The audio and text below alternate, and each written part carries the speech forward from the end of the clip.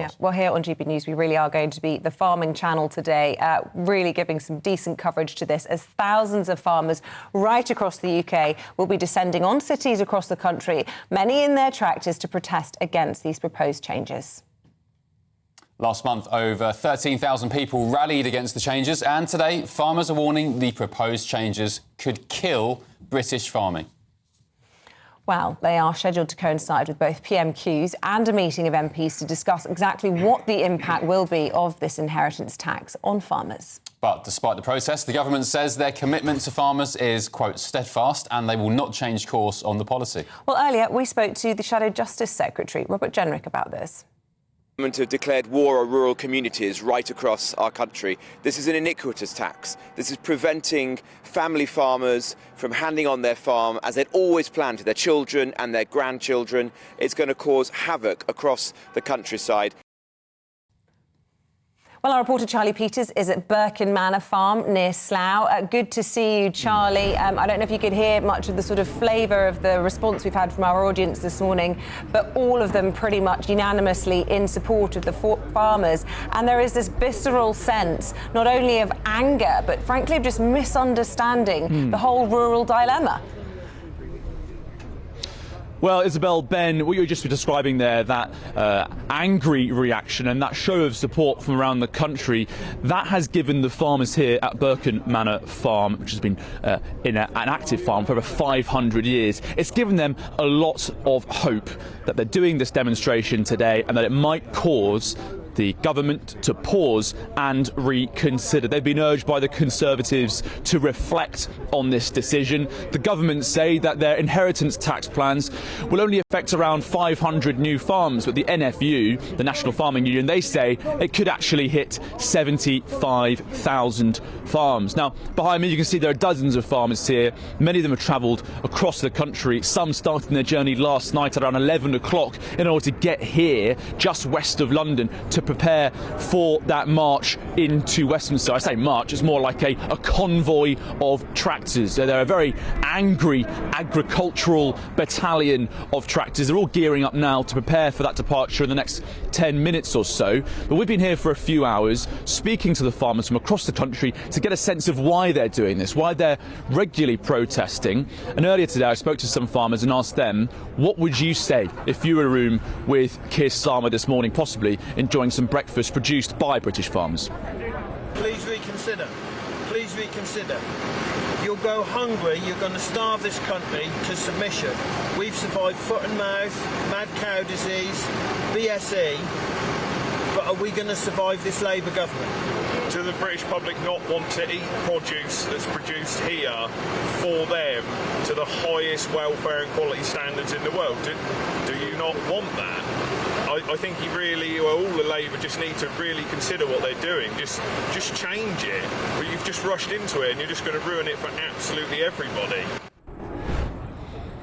You're listening there to Nigel and Sam, a father-son farming duo. They've also been farming in their family for hundreds of years, and they were telling me also that Sam fears he may be the last generation of farmers as a consequence of this inheritance tax plan. Now, Labour government, they've said, and many of their MPs have said in the Commons, that actually this could benefit farmers, this rise in the inheritance tax affecting those that are worth over £1 million, because they say this will help reduce energy costs. It could also benefit the NHS. It'll give more cash to the government to fill in that billions of pounds, a black hole that they refer to.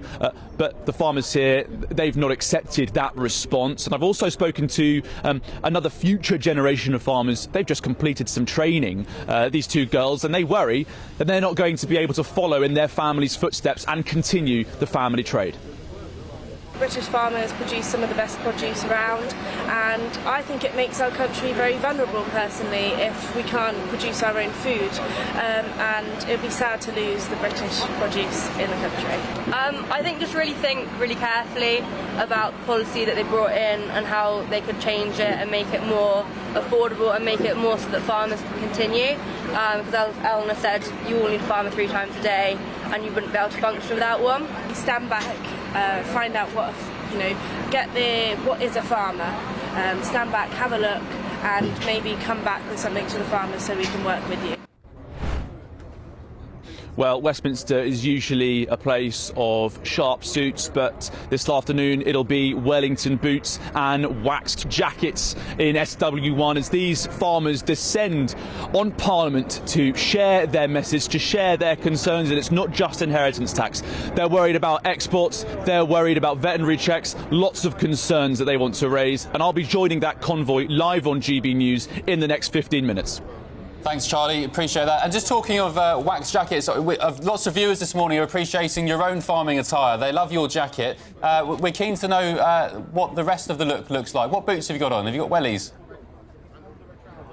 I'm not wearing wellies, actually. I'm wearing, I don't want to give away some free PR for the brand, but you'll see them later. They're smart. They're appropriate, trust me. I know there's, I'm not wearing loafers, if you're asking. OK, thanks, Charlie. We'll catch up with you shortly. OK, good stuff. Thanks very much indeed. Let's get some more on this with our political correspondent, Catherine Forster, who joins us live from Westminster. Good morning again to you, Catherine. Look, just the optics of this, tractors in the capital, causing a headache for the government, but yet they seem unmoved, digging their heels in. And that's even in the face of the Institute for Fiscal Studies, who we know to be impartial, saying that there is some tinkering they could do with this policy. Yes, the government say they are not for turning on this, and tractors in Westminster used to be very unusual, but this will be the third time this year. The police say they're expecting up to 300 tractors today in Westminster. We had them, of course, just a few weeks ago after those inheritance tax changes in the budget. We had them also under the Conservative government back in March because the farmers feel that they have had a very, very rough deal for many, many years. One of the problems is that they are squeezed by the supermarkets. They simply are making almost nothing on a lot of the food that they produce. And sure, they may be rich in terms of assets, but many of them very, very cash poor. But these inheritance tax changes are what farmers say will push many of them over the edge and out of business. And it's interesting, it's timed, of course, to coincide with PMQs. There will be a mock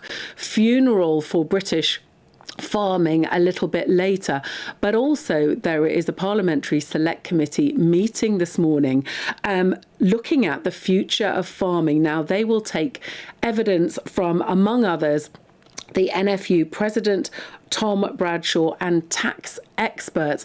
And as you say, Isabel, even the Institute for Fiscal Studies, this neutral body, have said that the government should look again at this because the government are saying, look, it's going to affect very few family farmers. You can hand on £3 million if you've got a couple with a house. And that they're investing £5 billion in British farming. But the farmers say they've got their numbers completely wrong. And you do have to wonder what it will take for the government to think again about this. Will it perhaps take some food shortages? Thank you very much. We're joined in the studio now by political commentator Matthew Stadland to discuss this. Matthew, this is raising a paltry, in the grand scheme of things, £500 million a day, enough to fund the NHS for one day. So at a time when Keir Starmer and Steve Reid, whoever else is saying, farmers use hospitals too, farmers use schools too, we need this money to improve local infrastructure and services. When it's only going to pay for the NHS for one day, what is the point? How many people do you think can be treated in the NHS in a single day? Have you done those maths? Not very many with our waiting No. How many do you think? No idea. A lot of people are treated in the NHS every single day, and a lot of people are not treated in the NHS every single day because waiting lists are sky high as a consequence, in part, of that previous government, also for other reasons as well. Our public services, we know some of them are absolutely on their knees. You are devoting a day of coverage to, yes, not particularly cash-rich farmers, for whom I have a lot of respect, grown up around farms. They work unbelievably hard, farmers, but they are asset extremely wealthy. You can, as we've been hearing, pass on up to £3 million in some cases, completely inheritance tax free. Tell that to the doctors, or tell that to Jim, who set up a builder's merchant, who does have to pay inheritance tax. Why are we allowing special pleading for farmers? Because of course they can protest. That is absolutely their right. But we are not covering the fact that more than a third of children in our country, a third of children are living in poverty, and we are worried about this tiny minority of wealthy people. Because farmers, the products they produce, the food they put on your table are the lifeblood of this country. They're not a builders merchants who pop up some houses. Excuse me, pop up some houses. Are you listening to yourself? We live in our houses. They put the muesli in your bowl that you. And what do doctors do? What do doctors do? Doctors keep us alive. They stop us from dying. Up this land, Matthew? We'll have to wait and see. And by the way, if there are, well, you can speculate. If there are unintended consequences, if the consequence of this policy, if the consequence of this policy is that we can't sustain ourselves with farms, which, by the way, I think is highly unlikely, the government will have to face the consequences of that. But this is nonsense propaganda. Who else is going to sustain us? Okay, just to be clear, I mean, you say I think that's not likely to happen. That's not very reassuring. Do you even have the figures? The government can't agree. We've got different figures from DEFRA as we do from the Treasury. There's been no impact assessment on this, and the people who do know, the people whose job this is day in, day out, are telling us loud and clear they are very poor in terms of income, but they are asset rich just in terms of having a tractor, a combine harvester. But they can keep their They can keep their farms. Now, hang on. They can keep their farms. This is about. When it comes to the winter fuel allowance, that you may have a policy here where you've seen that there are these wealthy landlords, and it's wrong that they are avoiding paying inheritance tax on that. And a lot of people would probably agree. But what you've done, you've got this completely wrong. You've miscalculated. Not me. I'm not the government. I'm just giving you my view. The government can't agree on the impact assessment of this, and it's the same with the winter fuel payment. And as a consequence, there are huge numbers of people, ordinary people, working people, heaven forbid, who are paying the price for this. Sorry, huge numbers of people paying the price for this. Ben Leo just said on national television he's encouraging, effectively, the farmers to ruin the Christmas dinners of the people watching this programme so that wealthy landowners don't have to pay inheritance tax. I mean, this is astonishing. What do you think is going to happen when farmers have to close down? Who's going to come in and take hold of those properties and the land? Sorry, why are they going to have to close down? You're missing the point. You are making an assumption because you haven't necessarily thought this through, which is what you're accusing me of. Of course they are, because they don't want to pay inheritance tax. Who does? But if we don't pay inheritance tax, you're going to have to raise income tax. For example, let me finish my argument. You're going to have to raise income tax instead. Why should people have family farms? Let me make the point. Let me make the point, because you're going to have lots of people speaking up for the farmers today, so let me make my point. Let's take a farmer whose children, as I'm sure is the case in many farms, don't want to go into farming. Right? The assumption here is that all farmers want to hand down their farm to their children. It goes on for generations. That will be the case in some cases, but there will be plenty of farms whose children go into teaching or being nurses or doctors or whatever, or train drivers or train drivers or whatever else it is, right? So then they hand the farm over.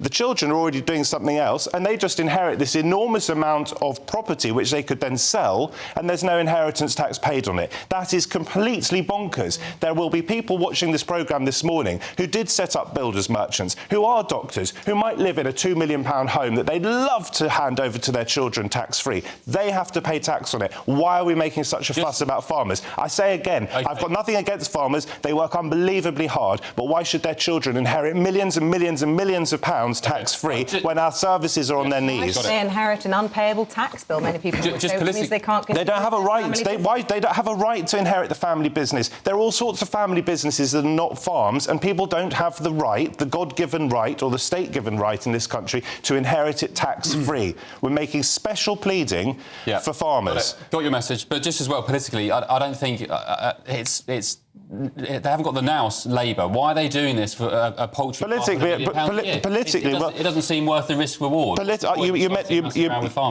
You mentioned the winter fuel allowance for older people, and I've spoke out against that. Not because there aren't plenty of wealthy people who don't need £200 or £300. Of course not. Got the threshold. But because the threshold was wrong, and what they should have done in that is they should have said, if you earn a certain amount of money as a pensioner, or if you have a certain amount of wealth, then you pay it back in your tax. So I think they got that policy wrong. Why does this government never own that? Why can they never say, we're going to change course? It's as if they think that changing the policy is in some way a weakness, but quite clearly this is just losing public support. I suspect partly because Keir Starmer would then be called Mr. Flip-Flop endlessly by the right-wing media. So it's a political... rather than protect the integrity of the government, I suppose, but on that policy I think they got it wrong. And by the way, you talked about the threshold in farming. There is an argument that their threshold is slightly too low here. There is an argument. No, I haven't conceded. There is an argument because I do have sympathy for people who've toiled on their lands all their lives, but then you have to start saying, well, what about the doctors who can't pass on their homes? What about the builders merchants, as I keep saying? Why special pleading for farmers? I do find it interesting, though, we've got to go, but I do find it interesting how you're so passionately against farmers. I'm not against farmers. When you don't know who's going to be taking over that land. Is it going to be multinationals like BlackRock? Is it going to be Angela Rayner bulldozing over farmland to build houses? Who knows?